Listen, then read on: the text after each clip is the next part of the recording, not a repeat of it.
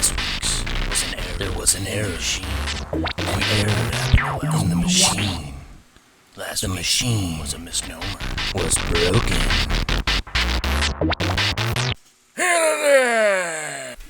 Oh my god. What's up, Internet? What are you doing? What have you been up to? Has it really been, like, super interesting and all that? Alright, guys, we're back with another update. Finally. I have been MIA because I have been getting ready for a art show that came out of nowhere. And I had about a week to cram in, prep for, and get everything done.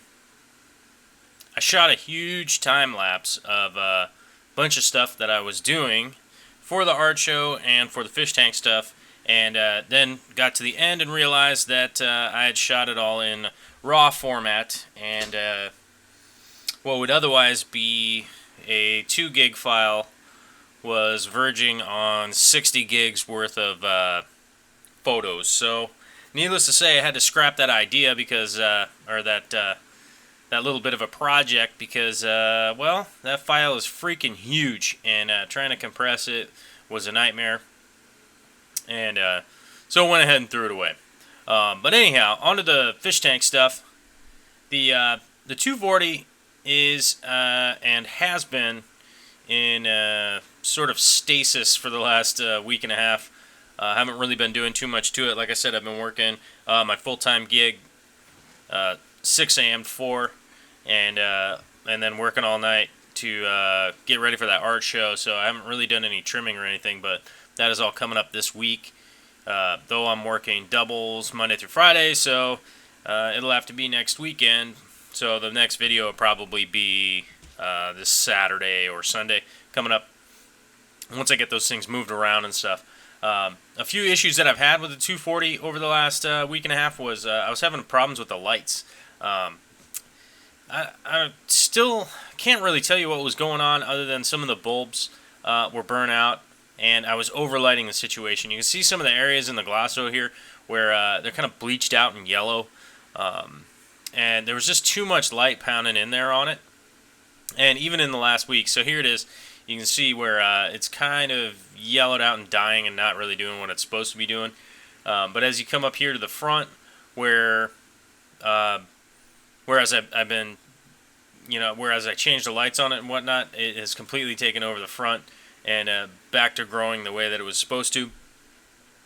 Also, I ran out of CO2 and didn't realize it, and my backup tank was empty also. So that was a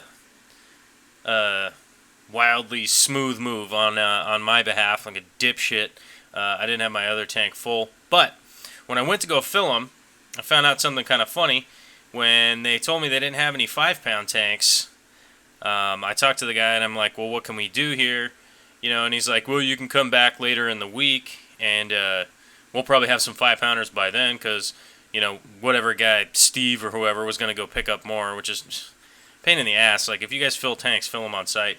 But they don't do that there. They just pick up the load from wherever. And so I talked to the guy.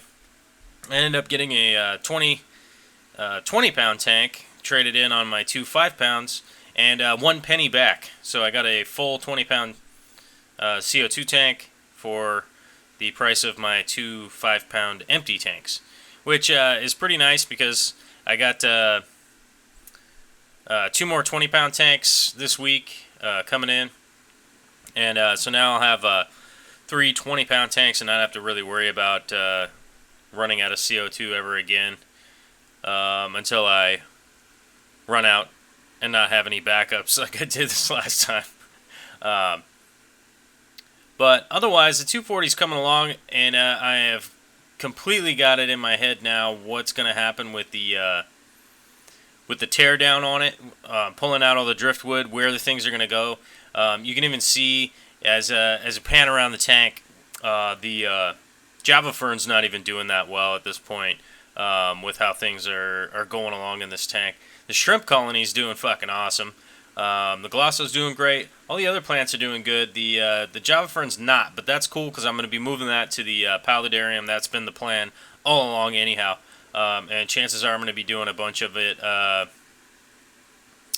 immersed instead of submerged, and I still don't have CO2 or anything running to the Paludarium yet, because I'm going to do all that when I do the other 180, which so far I have about 90% of the stuff ready to do the 180 and link all the systems together. And when that happens, when I do all that stuff, it's going to be documented. I think Victoria is going to help me film that, which now she's on the hook because I yelled about it, and she's over there and she can hear me. So we'll see if she's in on that or not, but most likely, yeah, because she's super cool about helping me out with stuff, and is definitely not a jerk about it or anything. So there's that. But yeah, someone asked me recently, I think even today, asked me on my channel about where they should get their shrimp from. Dude, I don't know. I don't know where the fuck you are and where you should get it from. If you get it off the internet, good luck. Shipping shrimp is a pain in the ass, and ordering them from somebody and hoping for the best is just that. You just hope for the best and that you're going to get what you hope for. I buy mine all locally because I want to know what I'm getting at the time of sale when I exchange and give them cash. The 240 or the Paludarium, sorry, not the 240. What the fuck's wrong with me? The Paludarium has finally established roots. Things have started growing. So now it's time to start trimming and adding CO2 and getting pretty aggressive with this tank. I figured out a little bit about some of the plants that I'm not used to doing, like the arrowleaf. Some of the tall grasses some of them are down with being submerged, some of them are not.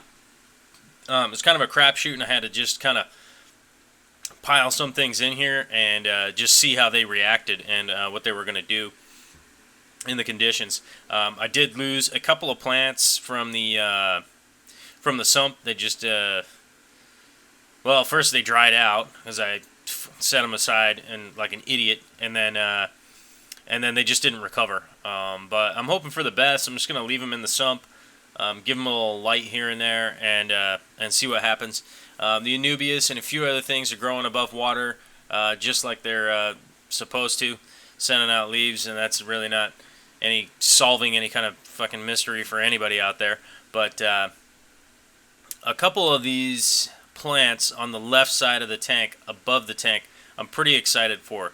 I cannot remember the name of them for the life of me, so don't quote me on that. But not these plants right here. These are all arrowleaf and some grasses, and I'll go over those in later videos. But these suckers down here at the end, I'm pretty stoked about. There's some pretty basic lilies here that just need to be moved. They just need to be relocated. But there's these little plants down here that I'm super stoked to see how they grow out and come along. And obviously we'll be documenting that as things go along. But I don't know if we're nearing the end of the video or not, because I don't really have it previewing that way. But that's what's been going on here. Here they are down here at the end. You can see those little sort of Anubias looking leaves popping up out there. I'm pretty stoked about those. But don't forget to subscribe, smash buttons on your computer, hopefully hit reset, hard reset your computer, then come back and subscribe. And that's what's going on today.